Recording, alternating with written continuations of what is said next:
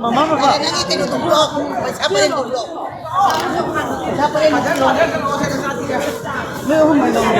Mama ka mapakong.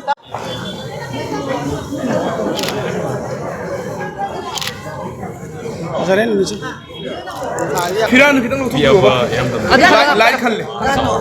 global states. Amaning nggak caro maning. Present orga, India present orga ina. Di any guy di sana. Masih maya mas main tapi kita mas main tapi.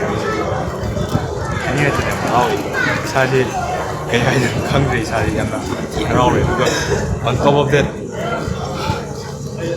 Ini pangiba, like what I say, hataki Mr. Planet Universe 2025 ki the first runner-ups Mr. Planet World 2025 saya nak bicara pani India na top ada juga.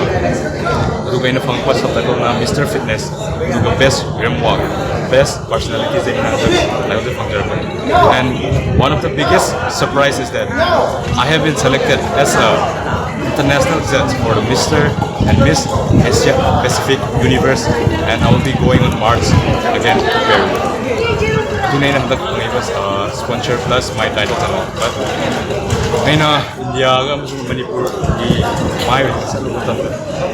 Alak mo tabla Manipur di ang dami kaya pa tabla. Ani nga litan ya Rawi Moise.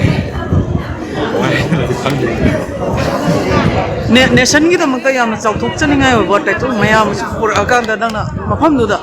Peru ki yang cawa platform tu dah kari Manipur ki apa, India ki apa kari message tam biram lagi. Aina message tam jalan baze, kali dia apa iram dalam agak sih, aina Manipur ki yang na rich over culture, traditions, so aigi costume rang cari apa Manipur ki apa ngang ni malu, usam lai met, lalu apa state animal sangai, macam ini ang sana baga pauba.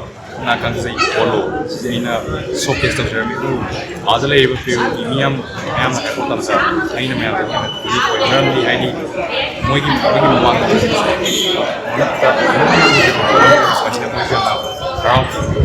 usum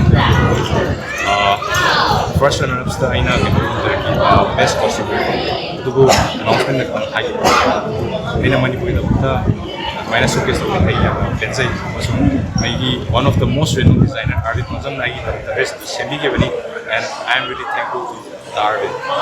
Kalau ni benar sih menurut ina fashion wall atau beauty ni sudah pangthokkhare jadi mesti kaya abis tu mungkin business ni.